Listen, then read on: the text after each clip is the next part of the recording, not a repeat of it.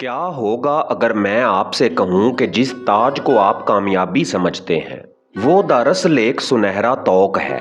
क्या होगा अगर आपकी सबसे बड़ी कामयाबी ही आपकी सबसे बड़ी कैद हो। और क्या होगा अगर एक फकीर जिसके पास कुछ भी नहीं आपसे ज्यादा आजाद हो। आज हम इस फरेब को तोड़ने वाले हैं, सुनहरी तख्त या सुनहरा कफस। हम ऐसे दौर में जी रहे हैं जहां कामयाबी की तारीफ फॉलोअर्स, बैंक बैलेंस, ओहदे और शोहरत से की जाती है। हमें सिखाया जाता है कि ज्यादा हासिल करो, ज्यादा दिखाओ, ज्यादा जमा करो, तभी तुम कुछ हो। मगर सवाल ये है, अगर सब कुछ पा लेने के बाद भी दिल बेचैन रहे तो क्या वो कामयाबी है? एक बादशाह सुनहरी तख्त पर बैठा है, लोग उसके आगे झुकते हैं, मगर रात को वो अकेला होता है अपने खौफ के साथ। ताज सिर्फ सोना नहीं होता, वो जिम्मेदारी, दिखावा और खो जाने के डर का वजन भी होता है। यही है सुनहरी पिंजरा। जदीद इंसान की सबसे बड़ी कमजोरी क्या है? ये कि लोग क्या कहेंगे। हम अपनी शनाख्त दूसरों की आंखों में तलाश करते हैं। हम अपनी खुशी को लाइक्स और तारीफ के पैमाने से नापते हैं। हम अपनी कदर को दूसरों की मंजूरी से जोड़ देते हैं। लेकिन जब कदर बाहर से मिलती है तो वो बाहर ही रहती है, अंदर खला बाकी रहता है। ये खला ही असल कैद है। ताज सिर्फ इख्तियार की अलामत नहीं, वो खौफ की अलामत भी है। खो देने का खौफ, गिर जाने का खौफ, बेनकाब हो जाने का खौफ। जो जितना ऊंचा जाता है वो उतना ही गिरने से डरता है। फकीर क्यों नहीं डरता? क्योंकि उसके पास खोने को कुछ नहीं, और जिसके पास खोने को कुछ ना हो वही असल में आजाद होता है। असल मसला दौलत या ओहदा नहीं, असल मसला अना है। अना वो सुनहरी दीवार है जो हमें कैद रखती है। हम इसे हिफाजत समझते हैं, मगर वो हमारी रूह का कफस बन जाती है। हम खुद को साबित करने में लगे रहते हैं, हम खुद को बड़ा दिखाने में लगे रहते हैं, और इसी दौड़ में हम खुद को खो देते हैं। जरा रुक कर खुद से पूछें, क्या मैं जो हूँ वाकई मैं हूँ, या मैं वो हूँ जो लोग मुझे देखना चाहते हैं? क्या मेरा ताज मेरी आज़ादी है या मेरी जंजीर? ये सवाल आसान नहीं, मगर सच हमेशा आसान नहीं होता। शायद मसला ताज में नहीं, मसला उस भूख में है जो हमें ताज पहनने पर मजबूर करती है। मोहतरम दोस्तों, आए आप बगला दरवाजा खोलते हैं और जानते हैं कि वो जख्म जिन्हें हम कमजोरी समझते हैं कैसे असल ताज बन जाते हैं। कैसे फकीर के जख्म उसकी बादशाहत की मोहर होते हैं, क्योंकि कभी कभी जो टूट जाता है वही असल में आजाद हो जाता है। क्या हो अगर आपके सबसे गहरे जख्म ही आपकी असल शान हो? क्या हो अगर जिस टूटने को आप रुसवाई समझते हैं वही आपकी बादशाहत की मोहर हो? और क्या हो अगर फकीर के जिस्म पर पड़े निशान दरअसल उसकी फतह के तमगे हों? आज हम जख्मों का मतलब बदलने वाले हैं। हमें सिखाया गया है कि जख्म कमजोरी है, नाकामी, रद्दी, महरूमी, ये सब दाग हैं जिन्हें छुपाना चाहिए। मगर रूहानियत की दुनिया में जख्म रुसवाई नहीं होते, वो तज़किया नफ्स की मोहर होते हैं। जब अना टूटती है तो आवाज आती है, वो आवाज तकलीफ देती है, मगर उसी दराड़ से नूर अंदर दाखिल होता है। फकीर के जख्म इस बात की गवाही हैं कि उसने अपनी ख्वाहिशात से जंग लड़ी है और खुद को मगलूब किया है। दुनिया तन्हाई से डरती है, मगर फकीर तन्हाई को मदरसा बना लेता है। जहां लोग हजूम में अपनी पहचान तलाश करते हैं, वो खामोशी में अपनी हकीकत ढूंढ लेता है। रात की स्याही में जब कोई तारीफ नहीं, कोई तालियां नहीं, वो अपने रब के सामने खड़ा होता है। यही वो लम्हा है जब जख्म ताज में बदलना शुरू होते हैं। दुनिया हमसे किरदार अदा करवाती है। हम बेटा भी हैं, वालिद भी, लीडर भी, कामयाब इंसान भी। हम हर वक्त कोई ना कोई चेहरा पहने रखते हैं, मगर फकीर एक दिन सब नकाब उतार देता है। वो कहता है, मैं ना तारीफ हूँ ना मुलामत, मैं ना ओहदा हूँ ना शोहरत, मैं बस एक मोहताज हूँ। और यही एतराफ उसे आज़ाद कर देता है। जब तक हम लोगों की राय के गुलाम हैं, हम आज़ाद नहीं। लोगों की तारीफ हमें ऊपर उठाती है और उनकी तनकीद हमें तोड़ देती है। مگر جس دن انسان اپنے دل کے آئینے میں خود کو دیکھنا سیکھ لے وہ باہر کے شور سے بے نیاز ہو جاتا ہے۔ فقیر کا زخم یہی ہے، اس نے اپنی انا کو دفن کیا اور لوگوں کی عدالت سے استعفیٰ دے دیا۔ ہر محرومی ایک سوال تھی، ہر ناکامی ایک آئینہ تھی، ہر ٹوٹنا ایک پیغام تھا، مگر ہم نے انہیں بدقسمتی سمجھ لیا۔ فقیر انہیں سیڑھیاں بنا لیتا ہے۔ وہ جانتا ہے کہ جو ٹوٹتا ہے وہی جھکتا ہے، اور جو جھکتا ہے وہی سجدے میں جاتا ہے، اور جو سجدے میں جاتا ہے وہی اٹھایا جاتا ہے۔ مگر سوال باقی ہے، اگر زخم تاج ہیں تو اصل بادشاہی کہاں ہے؟ کیا یہ اندرونی سکون ہے یا کچھ اور؟ آئیں آگے بڑھیں اور اس راز کو کھولیں کہ کیسے سپردگی ہی اصل خود مختاری ہے، اور کیسے کنٹرول چھوڑ دینا سب سے بڑی طاقت بن جاتا ہے۔ انسان اپنی پوری زندگی قابو پانے میں گزار دیتا ہے، حالات پر قابو، لوگوں پر قابو، مستقبل پر قابو، حتیٰ کہ اپنے جذبات پر بھی قابو۔ ہم سمجھتے ہیں کہ طاقت کا مطلب گرفت ہے، جتنا مضبوط پکڑو گے اتنے محفوظ رہو گے، مگر حقیقت اس کے برعکس ہے۔ انسان جتنا قابو پانے کی کوشش کرتا ہے اتنا ہی وہ خوف میں مبتلا رہتا ہے، خوف کھو دینے کا، خوف ناکام ہو جانے کا، خوف بے بس ہو جانے کا۔ یہی خوف اسے اندر سے کمزور کرتا ہے۔ فقیر نے ایک عجیب راستہ اختیار کیا، اس نے گرفت ڈھیلی کر دی، اس نے زندگی سے لڑنا چھوڑ دیا، اس نے خود کو اس مشیت کے سپرد کر دیا جو ہر شے کو چلا رہی ہے۔ یہ ہار نہیں تھی، یہ ایک اعلیٰ شعوری انتخاب تھا۔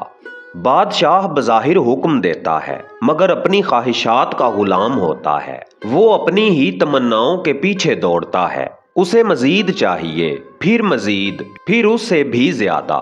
اس کی سلطنت بڑھتی ہے مگر اس کی بھوک ختم نہیں ہوتی۔ فقیر کے پاس سلطنت نہیں مگر اس کے اندر سکون ہے، کیونکہ اس نے اپنی خواہشات کو مالک نہیں بننے دیا، اس نے نفس کی باغ اپنے ہاتھ میں لے لی۔ یہی اصل خود مختاری ہے۔ سپردگی کا مطلب فرار نہیں، یہ دنیا چھوڑ دینا نہیں، یہ ذمہ داریوں سے بھاگ جانا نہیں، یہ اندر کی ضد چھوڑ دینا ہے۔ یہ مان لینا ہے کہ میں کل نہیں ہوں، میں مرکز نہیں ہوں، میں مسافر ہوں۔ جب انسان یہ مان لیتا ہے تو اس کے اندر ایک عجیب سکون اترتا ہے، وہ نتائج کے بوجھ سے آزاد ہو جاتا ہے، وہ عمل کرتا ہے مگر انجام کو اپنی انا سے نہیں باندھتا۔ یہی وہ مقام ہے جہاں دل ہلکا ہو جاتا ہے۔ لا تعلقی کا مطلب بے حسی نہیں، یہ شعوری وابستگی ہے مگر بغیر لالچ کے۔ کام کرو مگر اس کے ذریعے اپنی پہچان ثابت نہ کرو، محنت کرو مگر ملکیت کے جذبے سے نہیں، جیو مگر چمٹ کر نہیں۔ جب دنیاوی بھوک کم ہوتی ہے تو ایک نئی طلب جنم لیتی ہے۔ یہ طلب کسی منصب کی نہیں ہوتی، کسی تعریف کی نہیں ہوتی، یہ طلب قرب کی ہوتی ہے، اس حقیقت کے قریب ہونے کی جو ہر شے کے پیچھے ہے۔ بادشاہ کی طاقت عارضی ہوتی ہے، فقیر کی آزادی دائمی۔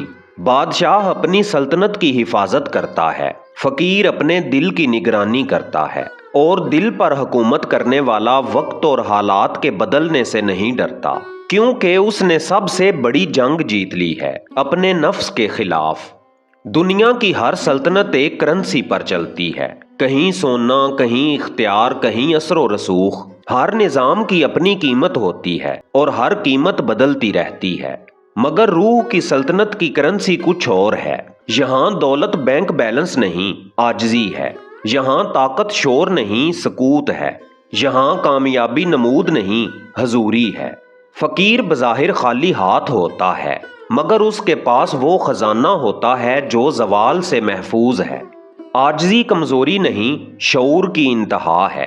یہ خود کو مٹانا نہیں، خود کو پہچان لینا ہے۔ جب انسان مان لیتا ہے کہ وہ کل نہیں تو وہ اس کل سے جڑ جاتا ہے۔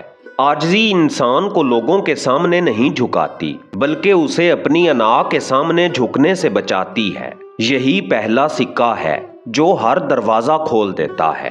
دنیا چیخ کر اپنی موجودگی ثابت کرتی ہے، فقیر خاموش رہ کر اپنی گہرائی ثابت کرتا ہے۔ سکوت فرار نہیں، یہ شعوری وقار ہے۔ خاموشی میں انسان اپنے اندر کی آواز سنتا ہے، وہ شور سے آزاد ہو جاتا ہے، وہ رد عمل سے نکل کر شعوری عمل میں آ جاتا ہے۔ سکوت اسے فضول جذبات کا غلام نہیں بننے دیتا۔ حضوری کا مطلب ہے مکمل طور پر اس لمحے میں ہونا، نہ ماضی کا بوجھ، نہ مستقبل کی بے چینی۔ جب انسان حاضر ہوتا ہے تو اس کا دل بیدار ہوتا ہے، وہ معمولی لمحوں میں بھی معنی دیکھنے لگتا ہے۔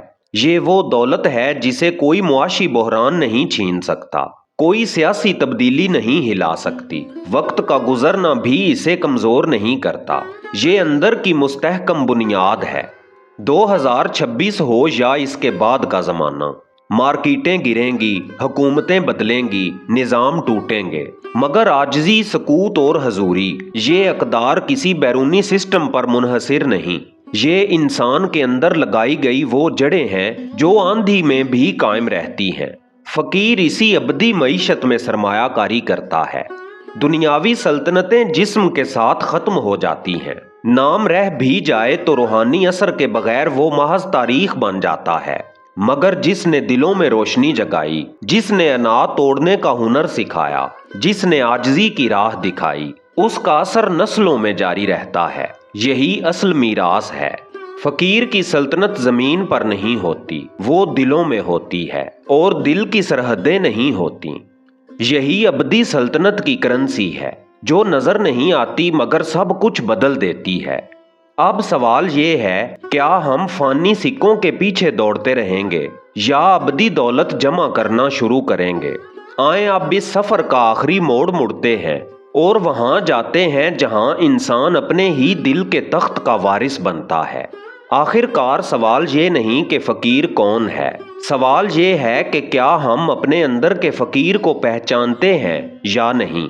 دل کا تخت باہر کہیں نہیں رکھا، نہ کسی محل میں، نہ کسی دربار میں، وہ انسان کے اپنے سینے میں قائم ہے، خاموش مگر منتظر۔ مگر اس تخت پر بیٹھنے کے لیے ایک شرط ہے، انا کو اترنا ہوگا۔ ہر انسان کے سر پر ایک کھوکھلا تاج ہوتا ہے، کسی کا تاج عہدہ ہے، کسی کا شہرت، کسی کا علم، کسی کا تقویٰ تک۔ ہم ان شناختوں سے چمٹے رہتے ہیں کیونکہ وہ ہمیں اہم محسوس کرواتی ہیں، مگر یہی شناختیں ہمیں قید رکھتی ہیں۔ دل کے تخت کا وارث وہی بنتا ہے جو خود کو اپنے القاب سے الگ کر لے، جو یہ کہہ سکے، میں وہ نہیں جو لوگ سمجھتے ہیں، میں وہ بھی نہیں جو میں خود کو سمجھتا ہوں، میں صرف ایک مسافر ہوں۔ فقر کا مطلب یہ نہیں کہ ذمہ داریاں ترک کر دی جائیں، یہ کاروبار چھوڑ دینا نہیں، یہ گھر بار سے الگ ہو جانا نہیں، یہ اندر کی وابستگی بدل دینا ہے۔ کام کرو مگر دل کو اس سے نہ باندھو، کماؤ مگر اسے اپنی قدر کا پیمانہ نہ بناؤ، عزت پاؤ مگر اسے اپنی شناخت نہ سمجھو۔ فقر کا راستہ دنیا سے فرار نہیں، دنیا میں رہتے ہوئے آزاد رہنا ہے۔ جب انسان اپنی انا کے تخت سے اترتا ہے تو دل کا تخت روشن ہو جاتا ہے۔ وہ فیصلے خوف سے نہیں کرتا، وہ محبت کو کمزوری نہیں سمجھتا، وہ خاموشی سے نہیں ڈرتا۔ اس کے اندر ایک مرکز قائم ہو جاتا ہے، ایسا مرکز جو حالات سے نہیں ہلتا۔ یہی اصل بادشاہی ہے۔ محترم دوستو، اگر یہ سب کچھ صرف سن کر چھوڑ دیا جائے تو یہ بھی ایک اور خوبصورت خیال بن کر رہ جائے گا۔ اس لیے آج ایک کام کیجئے، اپنی زندگی میں وہ ایک چیز پہچانیے جسے آپ نے اپنی قدر کا مرکز بنا رکھا ہے، وہ آپ کا کھوکھلا تاج ہے۔ آج دل میں نیت کیجئے کہ آپ اپنی قدر کو اس سے آزاد کریں گے۔ یہ پہلا قدم ہے اور یہی سب سے مشکل بھی۔ فقیر کے پوشیدہ زخم ہمیں یہ سکھاتے ہیں کہ اصل شان دکھاوے میں نہیں، اصل طاقت گرفت میں نہیں، اصل دولت جمع کرنے میں نہیں، اصل بادشاہی دل کی روشنی میں ہے۔ جب انسان اس روشنی کو پہچان لیتا ہے تو اسے باہر کسی سلطنت کی ضرورت نہیں رہتی، کیونکہ وہ اپنی ابدی سلطنت میں داخل ہو چکا ہوتا ہے، جہاں واحد اقتدار نور کا ہے اور واحد قانون محبت کا۔ یہی دل کے تخت کی وراثت ہے۔